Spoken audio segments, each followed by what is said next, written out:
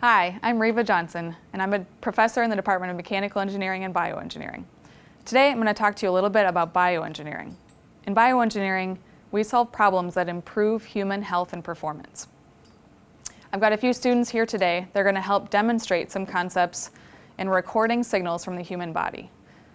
We record signals from the human body to do cool things like control prosthetic arms, control other people's arms, and learn about human movement. So let's bring them in.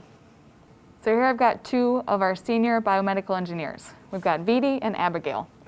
Vidi and Abigail are going to help demonstrate a typical lab that we would do in our junior level biotechnology class. So try and line the electrodes up with the direction of the muscle fibers.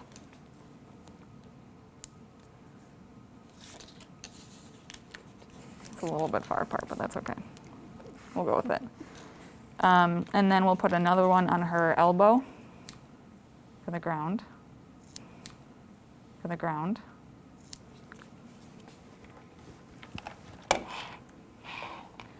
And then we'll connect green to ground.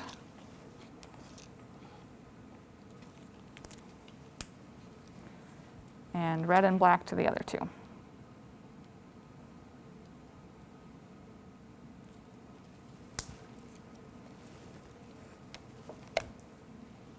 All right, and this is going to measure the strength of muscle contraction. So the nervous system is one super cool and complex electrical circuit. And what we're doing here is we're learning about the nervous system and the muscles by recording tiny electrical signals that are given off when muscles contract.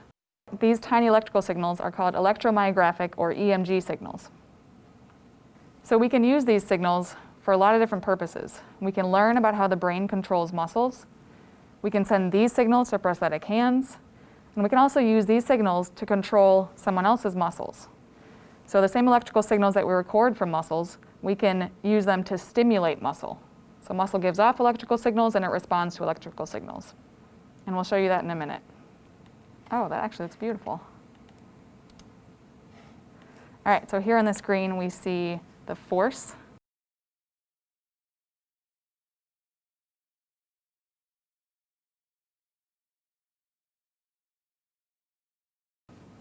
So many of our students are involved in research outside of class. And because we don't have graduate students, all of our undergraduate students are the ones that get to present our work at conferences, get to write papers with us. And both Vidi and Abigail are working with us on some research. These EMG signals give us a picture of how muscles are performing and which muscles are firing during movement. That information is really useful in sports as well. And Vidi works on a project involving a lot of our athletes. Yeah, so me and Abigail have both worked on projects involving the NCAA athletes where we work on injury prevention protocol to help them so they can become better athletes and better perform. So now we're going to use EMG signals from Abigail's arm to control Vidi's arm.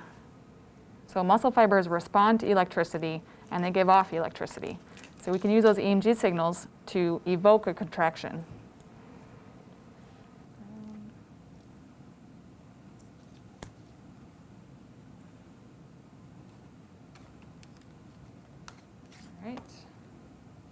Ready? Mm-hmm. So these EMG signals from Abigail's arm are sent through the computer, they're processed, and then they're outputted as stimulation onto Vidi's muscles. So these signals from Abigail's arm are evoking a contraction in Vidi's arm. So when Abigail's muscles fire, the computer is then processing those signals and sending them to tell Vidi's muscles to fire. You want to try it? There we go.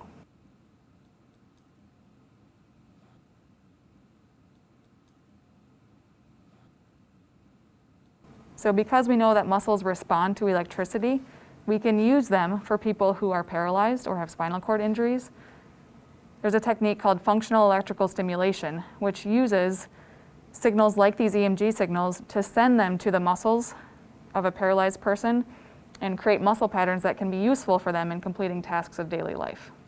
So I actually want to go to school for prosthetics and orthotics. So for me, this research is really interesting that I've already got experience with EMG sensors and coordinating muscle movement in people who are paralyzed or in prosthetics before I even get to grad school. So this will help me be able to affect change for my patients later on in life before I even get any of that training.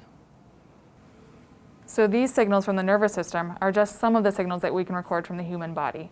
We can also record joint angles, velocities, and accelerations, and we can use that, again, in something like athletics to measure human movement, to try to prevent injury, to help people recover from injury, and to improve athletic performance as well. So bioengineering is such a broad field that we've created 3 tracks. We've got a biomedical track, biomechanics, and bioelectrical track. So students can specialize in the type of bioengineering they're most interested in. Students in the biomedical track are really well prepared to go to medical school or graduate school. Students in biomechanics get most of the same classes as a mechanical engineer, and then they get biology and chemistry classes to help them with the application of mechanical engineering to the human body. And the bioelectrical students are similar. They take many electrical engineering classes along with their physiology and chemistry classes to help them look at things like the human nervous system and these electrical signals that we're recording from the human body. So part of the engineering curriculum is that we have a senior design course, so you get a whole year to design a project. So one of them is to work with physical therapists and outside resources to redesign the mechanism of reciprocating gait orthosis. And so I really get to apply all of the engineering skills that I've learned so far throughout my courses here and get to do a real-world application that's going to be able to help so many people in the future. We can also use EMG signals to control prosthetic hands. So here we have a prosthetic hand that we're building, and Carter is one of our bioengineering students who's working on this hand. My name is Carter McCullough. I am a senior bioelectrical engineer here at Valparaiso University, and I am a researcher here at the Human-Machine Interface Lab. Here I have a prosthetic hand that I built, and I will now demonstrate a little bit how it works. So I gathered all these parts from the GitHub page that we received the parts from. And what it is you're going to get some fishing line and some other household items with the 3D printing. And we're able to create these tendon-like structures within the finger. So when you pull these, it actually creates a motion much like your finger would if you were flexing it. So I'll be taking all of these tendons that I have built, and if you pull on them, which is what a motor will eventually be doing, I'll be able to create a motion with the fingers, much like a human would. And here's how we assemble it. So let's see. So I'm going through here. Looks like actually for this stitch, all I need. So like, yeah, you just basically weave it through here. All right. Okay, so I'm going through. So that's how all of these parts are connected then? Yeah, they're all connected by stitching. And I'll thread this through here. And then line that up.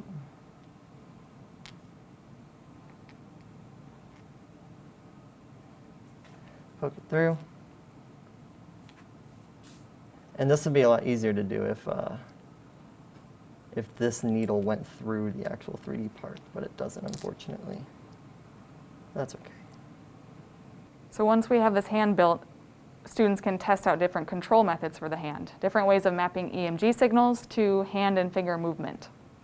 These are just a few of the tools that we use in bioengineering, and there are many problems left to solve. So thank you for watching. I'm looking forward to talking with you soon, and hopefully we'll get to see you on campus, and we can test out some of the signals on your own muscles soon.